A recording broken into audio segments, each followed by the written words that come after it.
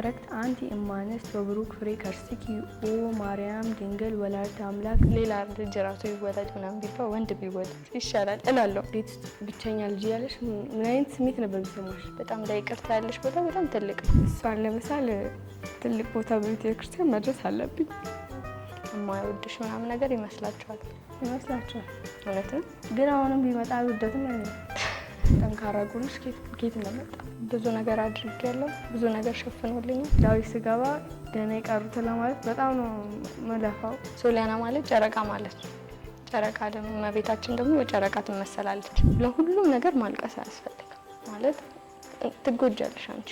አይኔ ጋር እኮ ብዙ በስራለ ማርፈድ እፈራለሁ። በህይወት ማርፈድ በጣም መፈራው ነገር ነው። እኛ ቲክቶክ የጀመርነው ቤተሰቦቻችን ለመጦር ነው። በሁሉም ነገር ረጋ ያልሽ ነሽ፣ የምታስተውይ ነሽ፣ አታበላልጪም ሰው። አንቺ እንኳን ደስተኛ ባትሆኚ ሌላ ሰው ደስተኛ ሲሆን ደስ ይልሻል። ልክ እንደ ኬብሮም ዛፍ ላይ ምናምን ነበር የምገኘው። ዛፍ ላይ ወጣ ነበር